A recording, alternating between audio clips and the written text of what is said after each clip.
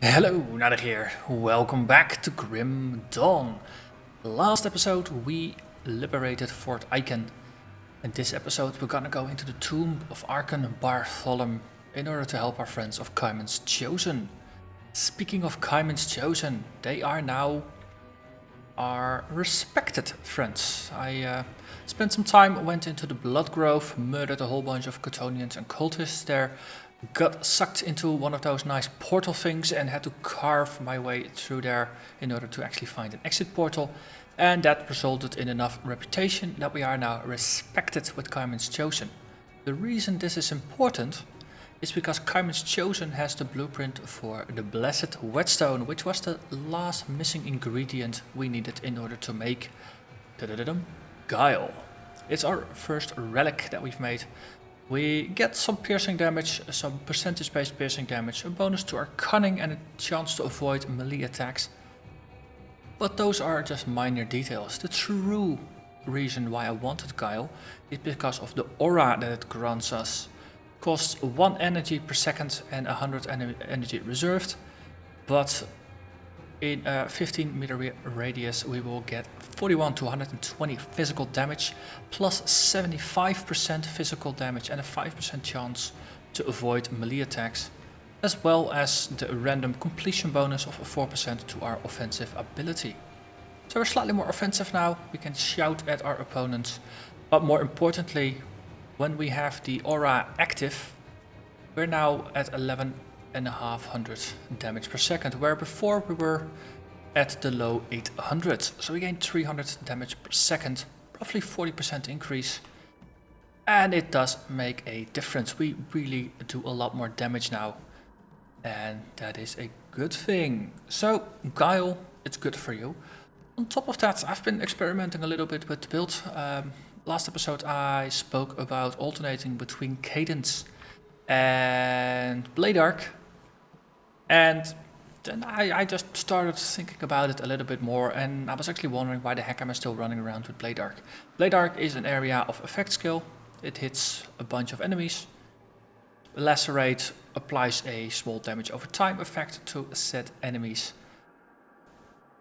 But Cadence is already doing a decent job of just hitting single targets. We have 2 targets maximum, so we actually get a little bit of a bonus targets there. We have the fighting form, which is another little bit of a bonus area of effect, and that momentum just builds up and increases our own personal damage. On top of that, we are blitzing. Where's Blitz? Where's Blitz if you want it? There. We're blitzing into targets, which can hit up to 8 targets at a time, knocks them down, does a bunch of damage, and Blitz, it scales with our main and offhand damage, 125% of each, where Blade Arc is only half of our damage, and on top of that it has a 51 bleed over 3 seconds. Early in the game, that might be relevant, but by now, those fixed amounts of damage are a bit on the low end. So having something that just scales with our damage is way better. On top of that, we are rather constrained for skill points, so all the useless skills we take out and allocate to something useful are a bonus. While going through the Blood Grove, of course, I leveled. We're level 42 now. And I put some points into getting Warcry up to the level 6 now, base level, and we have +2 from our helmet. So we're doing pretty darn well here, and also assigned 1 point to Zolhan's technique. And a level 6 Warcry, which is what I was running around before I refunded Blade Arc. It tends to affect most of the monsters involved in your fight. So when I refunded Blade Arc and put the points into Warcry, so we now have a 6 base point +2 from the helmet, we really are affecting a lot of monsters, and it means they all get taunted and sucked to us. And on top of that, we reduce their health and their damage for a decent duration. So we need to level 1 more time. Once we hit 43, we're gonna put 2 points in Markovian's advantage, 1 more point into Zolhan's advantage, and then we're gonna switch over to the Demolitionist and properly start on our 2nd class. And I think that's all I wanted to talk about. So let's get murdering.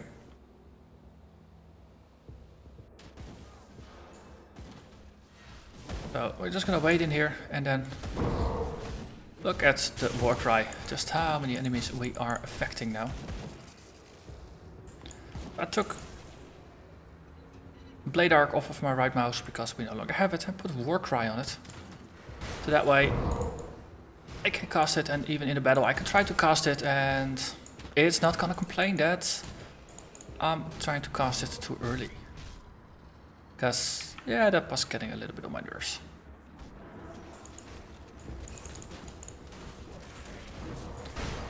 Just, oh, a level 8 war cry really does have a very nice reach.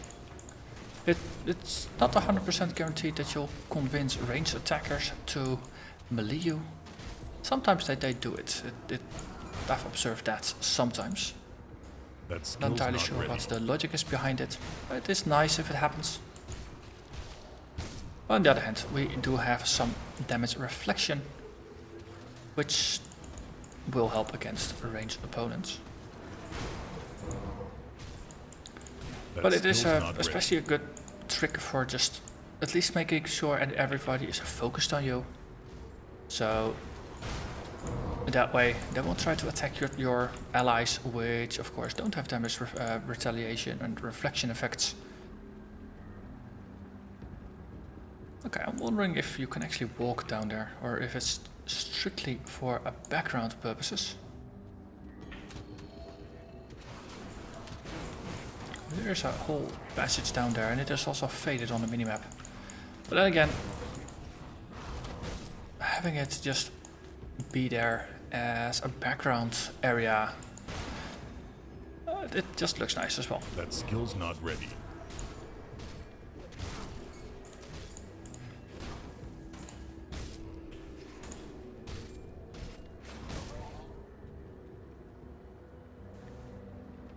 With our damage output being boosted quite a bit, we are better at actively dealing damage to enemies, which means of course we'll be able to deal slightly faster with bosses and similarly tough opponents, and therefore we minimize the time we are exposed to them, which should make things safer. Oh, increased damage output in combination with our lifesteal effects. That, of course,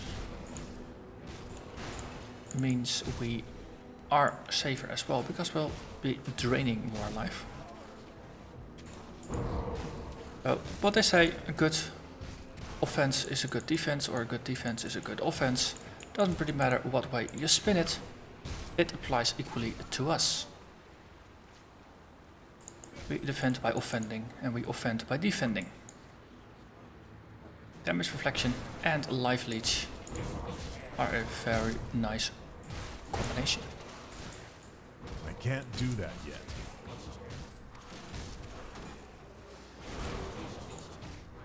But as you see, with the war cry, we are affecting most of the participants in the actual fight here.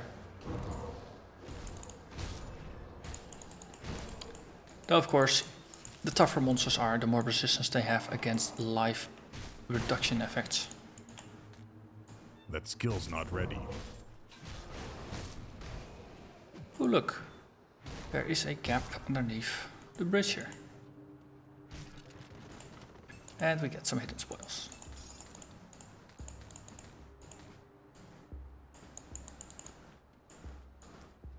Almost makes you wonder if there truly would be a way through here.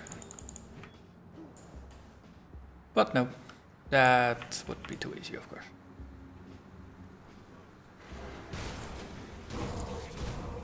I can't do that yet.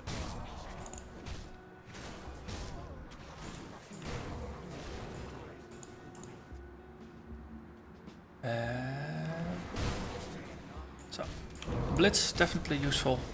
Now, besides being basically our in combat area of effect attack on top of Warcry, it's a very good utility skill for just charging into battle. We've got the Dryad's Blessing bound to it, so it also functions as a bit of an initial heal when we charge into battle. That skill's not ready. And it reduces the duration of poison and bleeding effects on us. Though, now that we are properly focused on Warcry, actually considering, what if we put it on Warcry? Is that something that we will be using while we are surrounded by monsters, rather than when we are charging in? I mean, Blitz is an opener, so the very first Dryad's Blessing is gonna be wasted in terms of the heal, while the Warcry... Oh, we can use it slightly later, so some damage that we take while we are rushing in might get mitigated that way. That skill's not ready.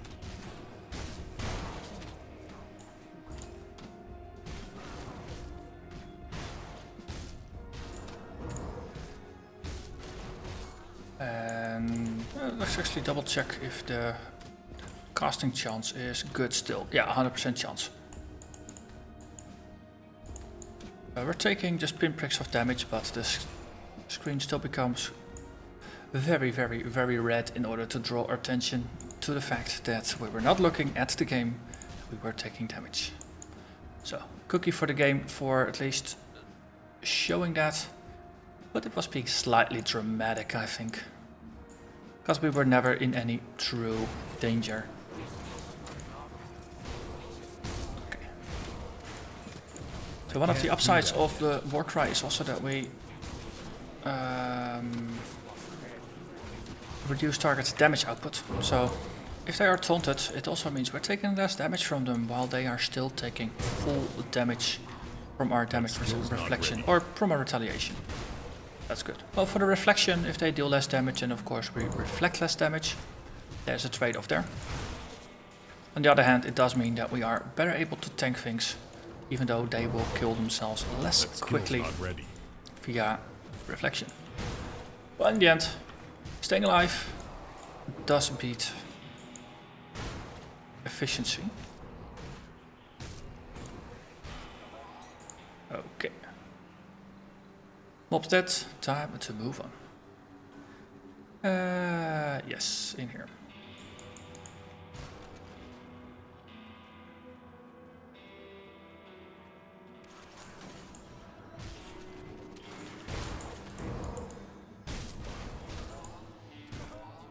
Let's charge into the next room. We couldn't quite reach the priest over there. I think we do need to kill the priest, otherwise it's just gonna start healing things, which... No, I do have this objection against things being healed. No, killing them, not to actually get healed.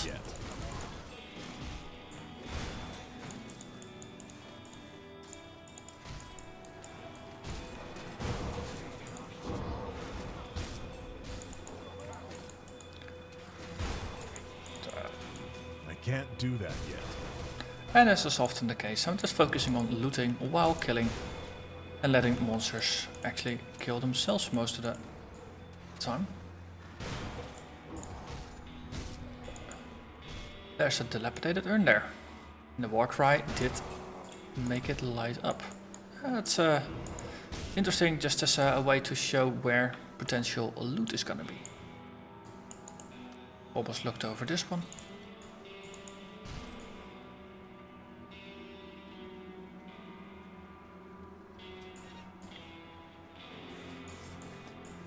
And then next level.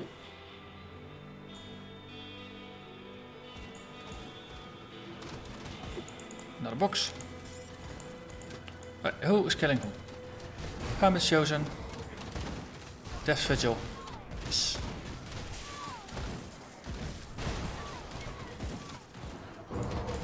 That skill's not ready. Let's just stand in the midst.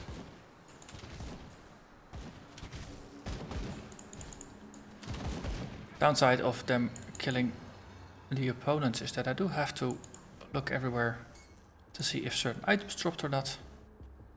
Because if you're too far away, then you don't see item drops. Which, yeah, still slightly on the annoying side. Can't do that yet. I'm getting used to it. Didn't used to be that way.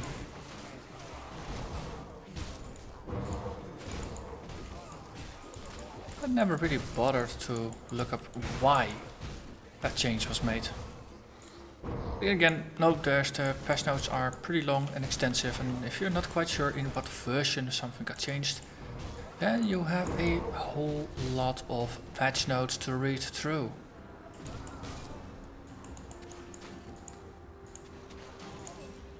Oh. Yo. Boom. Ah.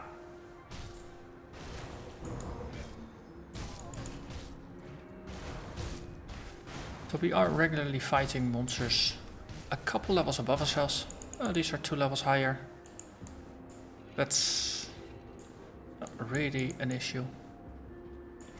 We still have difficulty penetrating through our defensive ability, though our offensive ability increasing a little bit from our relic does help us hit things harder and more often.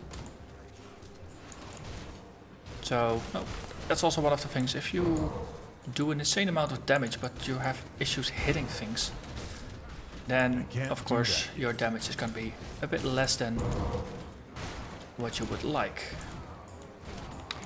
So every build does need some offensive ability. Though in our case the damage retaliation effects, they should apply regardless of our offensive ability. It's only when we try to kill things actively ourselves that we have to get a decent offensive ability.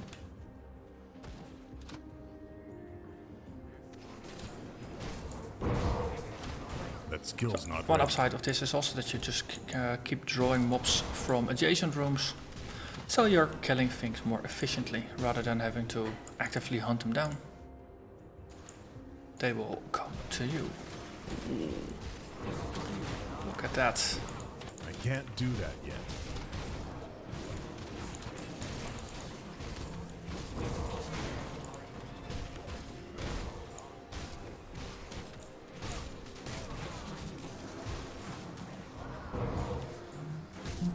Let's see.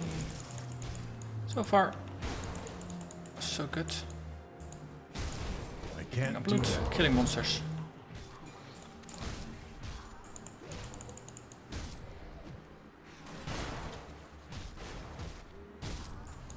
Okay.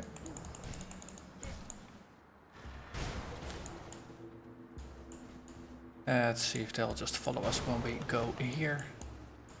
Ooh, crumbling wall, that helps. Breakthrough. Taunt more opponents. That skill's not Get ready. surrounded, murder everything. It's almost like a basic recipe now, where we put ourselves into situations that other builds might consider to be dangerous, but for us it's actually a way to clear faster. But, well, as I mentioned in the previous episode, once we go up against Commander Lucius in the armory in Fort Icon, that's where we will have a true test of our tankiness. Tomb of the Archon is... I can't do that yet. It's not going to be that much of a test. It's a fun little area to run. But the boss here is not as scary as Commander Lucius. Commander Lucius being actually part of the story. Does mean he should be scary. That skill's not ready. There's a covered wall into a secret area, so let's clear that. First take out the things here though. We already can see Malkadar champion, but he's gonna have to wait until we finish the crypts. The Lost Tomb of the Damned, and there's gonna be a shrine over there. Oh, also some lore. Shield wall is now rank 5. Nice, nice. There's a ghoul there, so lots and lots of undead. Let's just poke everybody. Just get their attention. And get them to kill themselves. I can't do that yet. Okay. The one downside is that they really make it difficult to pick items up once you are in combat, because, for obvious reasons, the preference goes to targeting enemies rather than items. Because most of the time in combat you want to target the opponents rather than the items they are standing over. So we got some extra loot over there.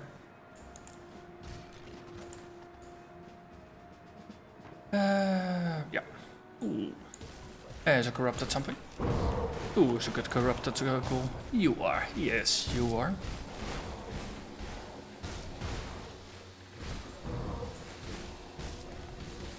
So we're standing in a bunch of ether, fire, and a combination of regen and leech. Helps us deal with it.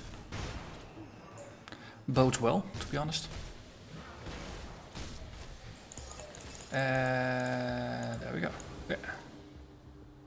I think, no, we were standing in there after the fight and we were actually ticking down on our life, so our life leech is a pretty critical part here in just helping us guard against it. So for the Commander Lucius fight, it might also mean that we have to just get in his face and tank him and not try to kite him when things get scary.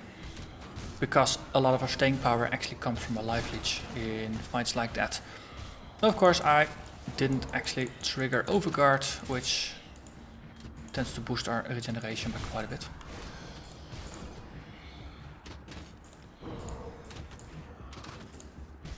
Okay, you are dead, and you are really now dead. Yes. Had to draw it out a little bit because he was a bit on the tough end. But let's keep sticking to the outsides, then we don't have to backtrack as much. Okay, there's some ghosties. Okay, now we're properly surrounded. Let's murder things.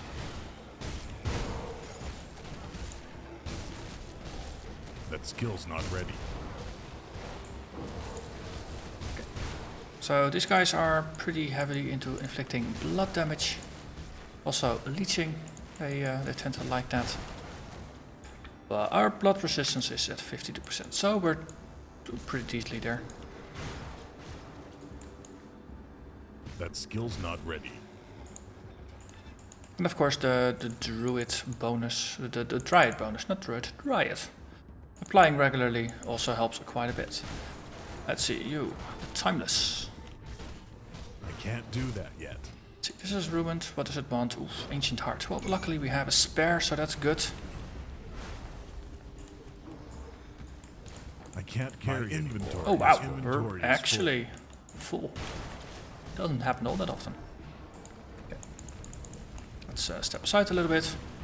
Not because I don't want to get hit by the rocks, but also just to get away from the items. But Zulhan's battle plate, that sounds like something a soldier would use. Because one of our skills is called Zulhan's technique. That skill's not ready. No. Yet again, this is just a boss we can grind through. And of course, because we're doing more damage now, the grind is gonna be faster. That skill's not ready.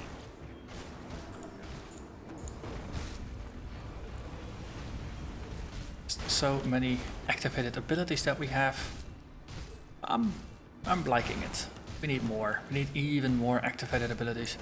How is this guy doing in terms of... ooh. He's nearly at 90% chance to hit. So, as I said, now he's 4 levels above us. That does give him a bit of a leg up. Once we get to monsters that are even further ahead of us in terms of their level, they will get a small chance to crit. Can't carry anymore. And then things are... We might actually trigger our boot effect and trigger a seismic blast, but for now I think we need to empty our pockets, and that's probably going to be the easiest if we go to Devil's Crossing, because the vendors are just next to the waypoint. We just sell a whole bunch of these wands and daggers and all stuff like that. Rifles, who needs rifles? Two-handed weapons, we don't need those. Books, meh, I don't read, I'm a soldier.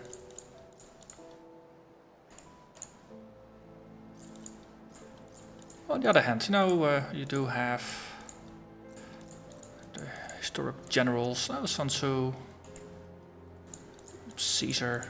There's a lot of historical famous generals, of course, that have written a lot of books and also read books, presumably, in order to become smarter. So shouldn't be all stereotypical about that. Let's see, there's a couple of items that do boost our damage a little bit. Seems relevant. And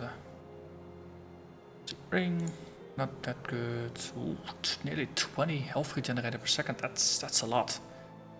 Poison damage is a bit wasted. Strongly tempted by this. Very strongly tempted. Let's actually keep this as the box with useful items. So we'll get rid of these things. And then suddenly, by comparison, everything seems rubbish. This would have been nice as a green item, but not as a yellow. You just lose too much if you switch down from a green to a yellow most of the time.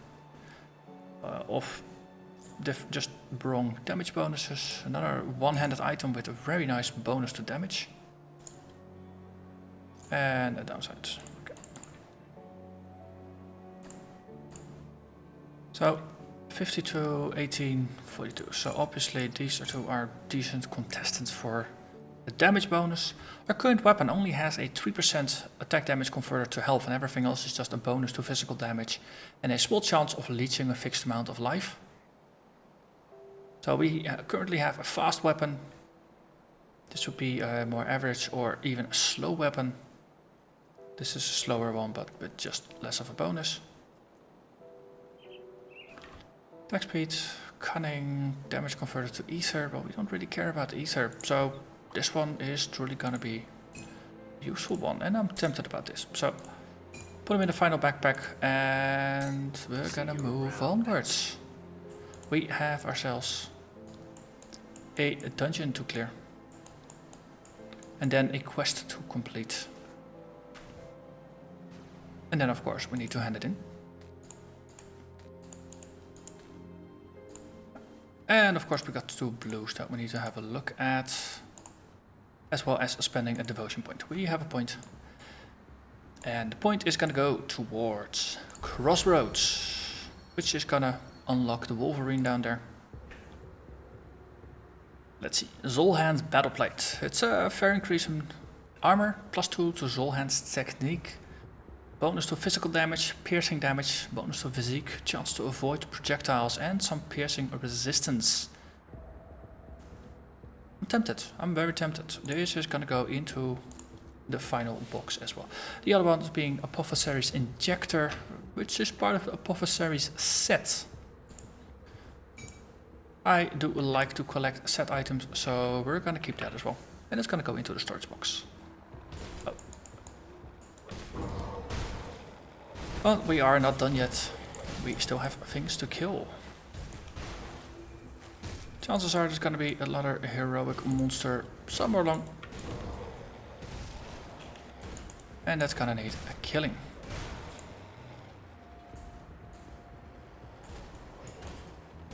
This is just a yellow. But the fact that it was burning did make it look like it was heroic.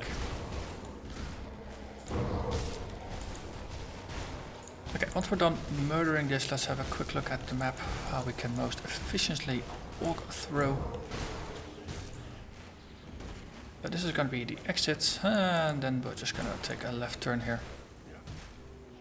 And clear the inner bits. Already partially cleared it. Treasure trove. Let's get stuff out, see if this was worth it. Ooh, a relic slaughter. And more ghosts than you can shake a stick at. And the bindings of Bismiel. So what does a slaughter do? It's a transcendent relic. Gives the skill Bloodbath, a dual wielding technique. So that pushes it more towards a Nightblade thingamajig. It gives +1 to all skills in Nightblade. Yeah, this is definitely a Nightblade thing. Ooh, and we got our Ancient Heart back. That's also useful. So we put one into the Devotion Shrine. And now we get it back. It's always very nice when things work out that way.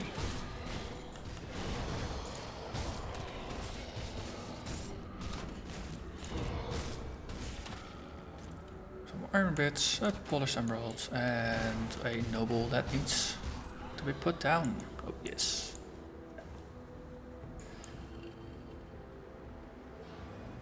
Good. Ah, and then I realized this door was actually closed, so there was no way to go through here, even if I had wanted to go through here. The map kind of forces you to clear everything that way. Which is nice, because I do like full clearing maps. Means you kill everything, get the most XP, most items, most opportunities to spot all the hidden areas. I can't do that yet. So once we're out here, all we have to do is defeat Malkadar, the well, sort of kind of revived guy.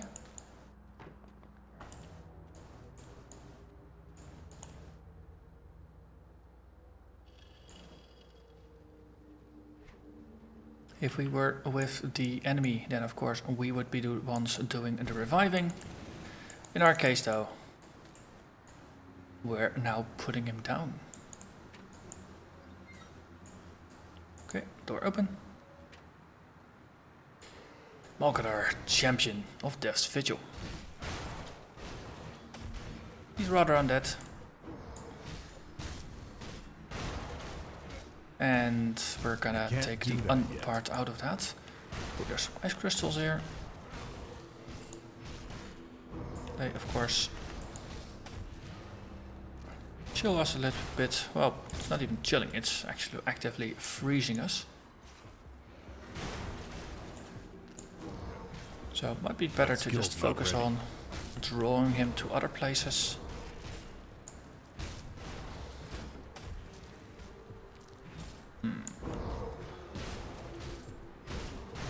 Okay, crystals are gone.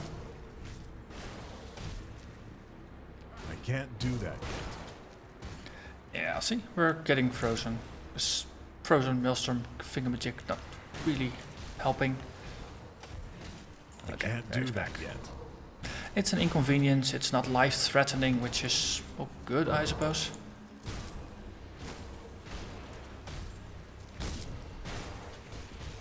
But on the other hand, inconvenience is still an inconvenience, no matter which way you spin it. That skill's not could ready. you kindly just roll over. Stop trying to freeze me, you Malkadar monster, you. Yes, we got him. And he dropped a nice stack of items, which we have a space for, and the Sacred Ashes. Of course, because we're here, might as well rob the tomb blind and take even more of the treasure home. Not entirely sure if this is what the my buddies of Cadence Chosen were thinking about, but hey, what they don't know, they don't have to know, and then they can't judge it either. We'll just say that it was those filthy necromancers. No manners, no respect for the dead, all that stuff. So, let's go back and then that's Cerro's Bastion and get ourselves another quest.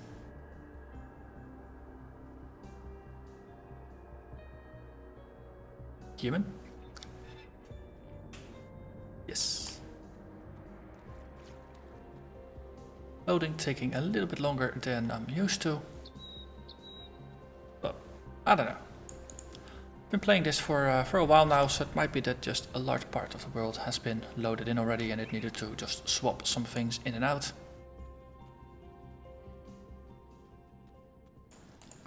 Hello there, Father Kaiman. Have you dealt with the Order's followers and recovered the Sacred Ashes? Yes, here they are. Ooh, and we got some reputation and a Death Chill relic. Which, of course, Death Chill aura, it's a very nice reference to Titan Quest. It was one of my favorite things as well. Empyrean's will was done this day. You have done well, my chosen. With the ashes in our possession, we have brought forth a harbinger of Empyrean's will. Together we shall bring righteous fire down upon the impure and the corrupt. Thanks to your efforts, we now have a formidable new ally, manifestation of Archon Bartholom himself. So, what's it? Yeah, we're just gonna chant. Yay, Empyrean's will be done. And then new quest. Before I entrust you with a mission of utmost importance, your metal must first be tested through a veritable trial by fire. So, what's up? There are many layers to the Forsaken Void, filled with ashes and misery. But one such place houses a fiend known as Bane Gargoth. From within its obsidian throne, this void spawn sends forth his armies to spread havoc and suffering upon Karn. This will not stand. Prove your worth to me, chosen. Enter the void through a rift at the plains of strife to the north of Fort Icon. Brave the Forsaken Wastes and enter the obsidian throne, destroying Bane Gargoth, and return to me. We shall do so in your name. Because of course we are a loyal minion. A true follower. Or something along those lines. I'm not sure. We got a green shield. Was it useful? Extra fire damage, fire resistance, lightning resistance, and fire retaliation. That's not a bad score, to be honest. We will lose vitality damage, health, and vitality resistance, though. And a bonus to all retaliation damage. In the bigger picture, I don't think this is going to be that much of an upgrade. Death Chill, we already know Death Chill. We can sell it. Well, I think for now we have done enough. Yes, next episode we're going to go into the armory and take out Commander Lucius. That's going to be a true test of tankiness. So for now, I'm going to thank you very much for watching. And I hope to see you again next time. Bye bye.